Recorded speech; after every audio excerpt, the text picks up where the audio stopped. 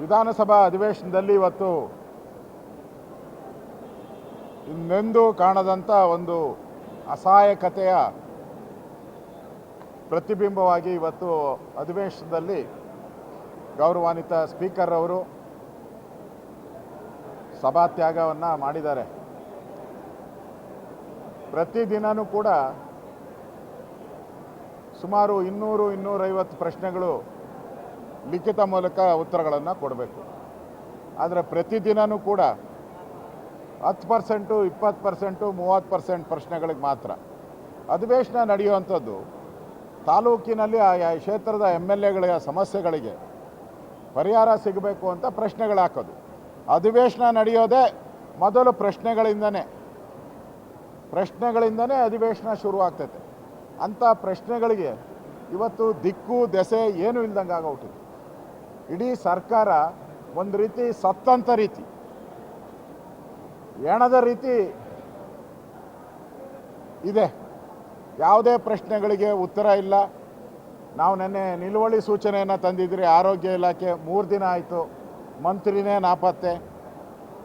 ಇವತ್ತು urban development ವಿಚಾರವಾಗಿ ಬೆಂಗಳೂರು ನಿಲುವಳಿ ಸೂಚನೆ ತಂದಿದ್ದೀರಿ, ಆ ಮಂತ್ರಿನೇ ಪತ್ತೆ ಇಲ್ಲ, ನಾಪತ್ತೆ. ಅಧಿವೇಶನದಲ್ಲಿ ಯಾರು ಮಂತ್ರಿನೇ ಇಲ್ಲ. ಪ್ರತಿದಿನವೂ ಕೂಡ ನಾಮಕಾಸ್ತವಾಗಿ 2-3 ಮಂತ್ರಿಗಳು ಬರ್ತಾರೆ. CMಗೆ ಹಿಡಿತ ಕಳ್ಕೊಂಬಿಟ್ಟಿದ್ದಾರೆ. ಯಾರು ಮುಖ್ಯಮಂತ್ರಿ ಅಂತ ತೀರ್ಮಾನ ಆಗದೇ ಇರೋದ್ರಿಂದ ಪ್ರಶ್ನೆಗಳಿಗೂ ಉತ್ತರ ಇಲ್ಲ, ಮಂತ್ರಿಗಳು ಪ್ರೆಸೆಂಟ್ ಇಲ್ಲ. ಇಡೀ ಒಂದು ರೀತಿ ಸರ್ಕಾರ ಸತ್ತ ರೀತಿಯಲ್ಲಿ ಇವತ್ತು ಸರ್ಕಾರ ನಡೀತಾ ಇದೆ.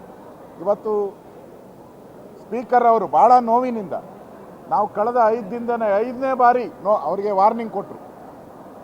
ಮೊನ್ನೆನೂ ಕೂಡ ವಾರ್ನಿಂಗ್ ಮಾಡಿದರು. ಕಳೆದ ಶುಕ್ರವಾರ ಇದು 4ನೇ ಬಾರಿ ವಾರ್ನ್ ಮಾಡ್ತಾ ಇದ್ದೀನಿ, ಇನ್ನು ಮುಂದೆ ಇದು ರಿಪೀಟ್ ಆಗಬಾರ್ದು ಅಂದರು. ಇವತ್ತು ಮತ್ತೆ ಅದೇ ರಿಪೀಟೇಷನ್. ಇವತ್ತು ಸ್ಪೀಕರ್ ಅವರು ಹೊರ ಹೋಗಿರ್ತಕ್ಕಂಥದ್ದು ಇವತ್ತು ಸರ್ಕಾರಕ್ಕೆ ಒಂದು ಕಪ್ಪು ಚುಕ್ಕೆ. ಇದು ಸರ್ಕಾರಕ್ಕೆ ಅವಮಾನ, ಸರ್ಕಾರಕ್ಕೆ ಚಾಟಿ ಏಟು. ಈ ಥರ ಅಧಿವೇಶನ ನಡೆಸುವಂಥದ್ರಿಂದ ಅಧಿವೇಶನ ಮುಚ್ಚಿ ಹೋಗೋದು ಬೆಸ್ಟ್. ಆ ರೀತಿ ನಡವಳಿಕೆಯನ್ನು ಮಾಡಿದ್ದಾರೆ. ಇವತ್ತು ಏನು ಸ್ಪೀಕರ್ ಅವರು ತೀರ್ಮಾನವನ್ನು ತೆಗೆದುಕೊಂಡಿದ್ರು, ಅವರ ಪೀಠದಿಂದ ಆಚೆ ಹೋಗಿದ್ದಾರೆ, ಅದನ್ನು ನಾನು ಸ್ವಾಗತ ಮಾಡ್ತೀನಿ.